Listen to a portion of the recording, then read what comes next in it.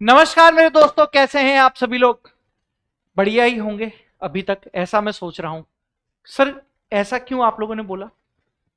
यार मैं समझ सकता हूं कि आप लोगों का एग्जाम बहुत पास आ गया है और टेंशन हो रही है, डिप्रेशन हो रही है ना। 17 लोग 17 तरीके की बातें आप लोगों को यहां पर कर रहे हैं, तो माइंड में बहुत सारी चीजें एक साथ चल रही हैं। सर सिलेक्शन नहीं हुआ तो क्या करेंगे, कैरियर में सेकंड ऑप्शन सोच रहे हैं, सर क्या कर सकते हैं अभी एग्जाम से निपटने के लिए। ये सारी बहुत सारी बातें आप लोगों को दिमाग में चल रही हैं। चल रही है ना? बोलो, चल रही है ना? हाँ। तो मैं आप लोगों को केवल यहां ज्यादा समय नहीं लूंगा यार, 2-5 मिनट बताने के लिए आया हूं। जैसे यूट्यूब पर बाकी सारे लोग यहां पर आप लोगों को सजेशन देने के लिए आते हैं, मैं आप लोगों को केवल 5-6 इंपॉर्टेंट पॉइंट यहां पर बताना जा रहा हूं, जो कि आप लोगों को जो जल्दबाजी में नेगेटिव मार्किंग करते हो, डिप्रेशन की वजह से, टेंशन की वजह से, हड़बड़ाहट की वजह से, वो सारी गलतियां आप लोगों से यहां पर कम हो जाए, तो आप लोग बेटा बहुत इजीली तरीके से अपने सिलेक्शन को ले सकते हो। यही तो टाइम है बेटा अपने आप को कंट्रोल करने का। यही टाइम है बेटा अपनी कमजोरियों को पकड़ कर रखने का, ताकि वो कमजोरियां आपको आगे, है ना, एग्जाम में असफल होने से जो रोक रही हैं वो ना कर पाए। सर किस तरीके से? यानी मेरा जो आप लोगों को बताने का यहां उद्देश्य वो है कि जेई में नेगेटिव मार्किंग से निपटने के लिए क्या रणनीति आप लोगों के पास अपनाई जा सकती है। तो बेटा पहली रणनीति है बेटा मॉक टेस्ट देना। सबसे पहले तो आप ये समझो, मॉक टेस्ट देने से पहले भी आप ये इस चीज को गहराई से समझने की कोशिश करो कि सर आप लोगों ने अभी तक जोड़ देखो, नया टॉपिक पढ़ने के लिए या नया सब्जेक्ट पढ़ने के लिए या नया चैप्टर पढ़ने के लिए अब टाइम रहा नहीं है। अब ऑनेस्टली अगर आपको जवाब दूं, तो नया टॉपिक नया चैप्टर पढ़ने से अच्छा है कि जो चैप्टर आप लोगों ने पढ़े हुए हैं उन्हीं चैप्टर उन्हीं टॉपिक को आप अच्छे तरीके से बेटा परफॉर्म कर लो। यदि आपने उन्हीं चैप्टर्स उन्हीं टॉपिक को अच्छे तरीके से बेटा परफॉर्म कर लिया है, तो आपका बिल्कुल ये मान के चलिए कि वो टॉपिक एकदम मजबूत हो गया है, वहां से आने वाले क्वेश्चन आप गलत नहीं कर पाओ। तो ये चीजें आप लोगों को माइंड में रखनी है। यानी मॉक टेस्ट आप लोगों को देना है। मॉक टेस्ट आप जो अवेलेबल हो आपके नियर बाय में आप वहां दे सकते हैं, ऑनलाइन दे सकते हैं, ऑफलाइन दे सकते हैं, लेकिन टेस्ट की प्रैक्टिस होना आप लोगों को जरूरी है। इसलिए सभी फैकल्टी सभी टीचर्स आप लोगों को बार बार कहते हैं कि बार बार आप टेस्ट देते रहिए, क्योंकि जितना ज्यादा आप टेस्ट देंगे उतना ज्यादा आप मेंटली यहां पर प्रिपेयर हो जाएंगे। तो लगातार बेटा आप टेस्ट यहां पर देते रहिए। और सर मॉक टेस्ट में जिन क्वेश्चंस में जिन टॉपिक्स में बेटा आप लोगों को गलती हो रही उन्हें आप मार्क कर लीजिए, क्योंकि यह समय केवल और केवल अपनी गलतियों को पहचान कर उन्हें कम करने का है। गलतियों को कम करने का है, याद रखिएगा। उन गलतियों को कम करने का समय आ गया है, अब नया चैप्टर पढ़ने का समय नहीं है। तो गलतियों की पहचान, आइडेंटिफिकेशन कैसे होगी? सर टेस्ट के द्वारा होगी। आपका जो जेई मेंस का शेड्यूल टाइम पर जो टेस्ट है, आप उसी टाइम के अकॉर्डिंग यहां पर क्या करेंगे बेटा, मॉक टेस्ट देंगे, ताकि आप लोग मेंटली प्रिपेयर हो सकें उस टाइम टेबल के अकॉर्डिंग कि भैया अगर किसी का पेपर दिन में है तो उसे उस टाइम पर नींद ना आ जाए, किसी का पेपर सुबह है तो उस टाइम पर आलस ना हो, किसी का पेपर शाम को हो तो उसका माइंड उस तरीके से एक्टिव बना रहे। इस तरीके से बेटा अपने माइंड को यहां पर एक्टिव बनाना है। सर मॉक टेस्ट में जो भी आप लोगों के पास गलतियां हैं, उन गलतियों का एनालिसिस करो कि आपसे गलतियां कहां हुई है। क्या कैलकुलेशन में गलती हुई है? ज्यादातर यही बच्चा करता है। क्या कंसेप्ट लगाने में गलती हुई है? अगर कंसेप्ट लगाने में गलती हुई है तो आपने ठीक तरीके से पढ़ाई नहीं करी है। 3 प्रकार की गलतियां कर पाओगे आप, या तो कैलकुलेशन में, वो मोस्ट कॉमन होती है। कंसेप्ट में, कंसेप्ट की गलती आप तभी करते हो जब आपने आधा अधूरा या जल्दबाजी में टॉपिक पढ़ा होता है। और तीसरी चीज होती है बेटा आप लोगों को क्वेश्चन ही नहीं आया हो। क्वेश्चन कब नहीं आएगा? जब आपने वो टॉपिक या चैप्टर ही नहीं पढ़ा हो। तो ये सबसे आसान है। अगर आपने वो चैप्टर पढ़ा ही नहीं है तो उस टॉपिक से या उस चैप्टर से आने वाले क्वेश्चन को अटेम्प्ट ही मत कीजिए, ताकि गलती होने की संभावना ही ना हो। तुक्के मारने की कोई आवश्यकता नहीं है। तुक्के मारने की कोई भी आवश्यकता आप लोगों को वहां पर नहीं है। सर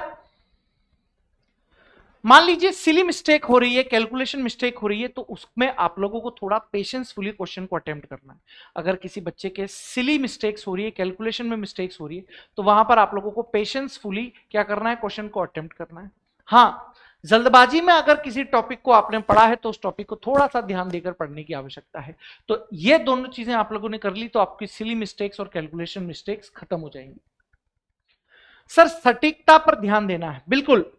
यानी एक्यूरेसी आप लोगों को मेंटेन करनी है दोस्त। एक्यूरेसी आप लोगों को मेंटेन करनी है किस प्रकार से, आपको वही क्वेश्चन अटेम्प्ट करने हैं जिन क्वेश्चंस पर आपको 100% पूरा भरोसा है कि हां ये क्वेश्चन जो मैं करूंगा अब ये गलत नहीं हो सकता। 100% क्वेश्चंस को ही बेटा आप लोगों को अटेम्प्ट करने हैं। नेगेटिव मार्किंग इसीलिए तो एग्जाम में लाई जाती है कि वो आपकी एक्यूरेसी टेस्ट करना चाह रहा है, सिर्फ दिमाग ही नहीं, आपके टेम्परामेंट को, आपके पेशेंस लेवल को भी बेटा एग्जाम के अंदर टेस्ट किया जाता है। इसीलिए तो वो नॉर्मल एग्जाम नहीं होता है, वो कंपटीशन है। यानी आप दूसरों से कितना बेहतर है, आप दूसरों से कितना बेहतर है, यही चीजें बेटा आपको बतानी होती है। तो इसमें आप लोगों का है ना टेम्परामेंट भी टेस्ट होगा, आपका पेशेंस लेवल भी टेस्ट होगा। इसीलिए केवल वही क्वेश्चंस आपको अटेम्प्ट करने हैं जहां पर आप लोगों को 100% कॉन्फिडेंस हो। इससे आप नेगेटिव मार्किंग करने से बचेंगे। अनुमान लगाने से बचें बिल्कुल, यानी तुक्का नहीं लगाना है आपको, है ना। अगर आपको यह है कि यार ऐसा ऐसा ऐसा होता होगा, आधे कंसेप्ट थोड़े हिले हुए हैं, आधे कंसेप्ट याद हैं, तो फिर आप उस क्वेश्चन को अटेम्प्ट मत करना। वो क्वेश्चन आप लोगों को नेगेटिव कराएगा, वो क्वेश्चन आप लोगों के पास नेगेटिव कराएगा। हाँ, हल्का फुल्का कभी ऐसा हो कि भैया एग्जाम में हम मान लीजिए 100 क्वेश्चन हमारे पास आए, 100 में से हमने 90 क्वेश्चन सही कर दिए, 95 क्वेश्चन सही कर दिए, 2-5 क्वेश्चन में हम लोगों को 50% डाउट है कि भैया ये कंसेप्ट लग सकता है, वहां आप जरूर रिस्क ले सकते हो, वहां आप जरूर रिस्क ले सकते हो। लेकिन किसी को 100 में से आए 10 हैं तो वहां रिस्क लेने की जरूरत नहीं है, फिर जितने आ रहे हैं उतने कर, ताकि आपको ऑनेस्टली पता पड़ पाए कि आपके एग्जाम में है ना नंबर लाने की कितनी प्रतिभा है, कितनी कैपेबिलिटी है। सर अगला पॉइंट है शांत रहें। ये ऐसा टाइम पीरियड चल रहा है जहां पर बहुत सारा दिमाग में अभी डिप्रेशन जैसी बातें चल रही होंगी, नेगेटिविटी थॉट आ रहे होंगे, बहुत कुछ हो रहा होगा, सब कुछ होता है, ये सबके साथ होता है, आपके साथ नहीं, हमारे साथ भी हुआ है जब हम स्टूडेंट थे। हम कोई अनोखे ऊपर से अंतरिक्ष से नहीं टपके हैं, ये सारी चीजें हमने भी फेस करी है और हम ये सारी चीजों को जानते हैं। और इन सारी चीजों से मैं निकालने के लिए नहीं आ सकता आप लोगों के पास, आपको स्वयं को धैर्य बनाकर रखना पड़ेगा, स्वयं को शांत रहना पड़ेगा कि हाँ मैं इन परिस्थितियों से निकल सकता हूं। तो उसके लिए सबसे पहले आपको शांत रहना पड़ेगा, पॉजिटिव विचार लाने पड़ेंगे, पॉजिटिव लोगों के साथ उठना बैठना पड़ेगा ये टाइम पीरियड में।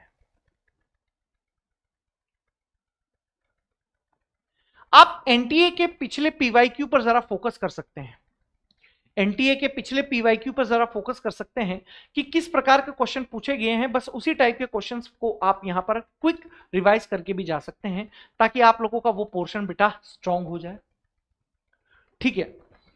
और भाई यहां पर एक पॉइंट लिखा हुआ है कि परीक्षा के आखिरी समय का इस्तेमाल करें। सर इस पॉइंट का मतलब क्या है कि परीक्षा के आखिरी समय का इस्तेमाल करें? सर इस पॉइंट का मतलब है आप लोगों के पास कि जब आप एग्जाम देने जा रहे हो, जरा पॉइंट समझना, जब आप एग्जाम देने जा रहे हो तो वहां पर 5 मिनट, 8 मिनट, 10 मिनट आप ऐसे रखना कि जब आप आपके ऑप्शंस टिक कर रहे हो, ठीक है, तब आप उसको क्रॉस वेरीफाई कर लो कि हाँ भाई ये हमने जो ऑप्शन यहां पर टिक किया है ये एकदम सही टिक किया है, ठीक है। इसके अलावा आप लोगों को क्वेश्चन को सॉल्व करने में बिल्कुल भी जल्दबाजी नहीं करनी है, एकदम आराम से, ध्यान से, शांति से क्वेश्चंस को अटेम्प्ट करना है, ठीक है। आप अपनी स्ट्रेटेजी बना के लेके जाइए कि सर पहले मेरा केमिस्ट्री पोर्शन स्ट्रांग है तो मैं पहले केमिस्ट्री को अटेम्प्ट करूंगा, उसके बाद फिजिक्स, उसके बाद मैथ्स, या किसी का फिजिक्स स्ट्रांग है तो पहले फिजिक्स, उसके बाद केमिस्ट्री, उसके बाद मैथ्स, या किसी का मैथ्स है तो पहले मैथ्स का अटेम्प्ट कीजिए। यानी आपको एग्जाम को अपने अकॉर्डिंग सेट करना पड़ेगा कि पहले मुझे कौन सा अटेम्प्ट करना है, ताकि वो जो मेरा स्ट्रांग पार्ट हो वो जल्दी से हो जाए और मेरे पॉजिटिव मार्क्स जल्दी से सिक्योर हो जाए, मेरा सिलेक्शन वहां पर फिक्स हो जाए। तो ये चीजें बेटा आप लोगों को ध्यान में रखनी है, आपकी जो ताकत है उस पर आपका पूरा का पूरा फोकस होना चाहिए, ठीक है। अगर आपने इतना कर लिया तो मैं आपको भरोसा दिलाता हूं कि आप अपने एग्जाम में जरूर सफल हों। तो यही मैं आप लोगों को बताने आया था आज, मैं यहीं तक आप लोगों को बेटा, आप लोगों का ज्यादा समय नहीं लूंगा, यहीं पर आप लोगों को है ना अपनी बातों को विश्राम देता हूं और आप सभी लोगों को शुभकामनाएं देता हूं कि आप लोग बहुत ही बेहतरीन तरीके से अपनी पढ़ाई कर रहे होंगे, ठीक है। तो चलिए, all the best for your exam, मिलते हैं बेटा आप लोगों से रिजल्ट सेलिब्रेशन में। धन्यवाद।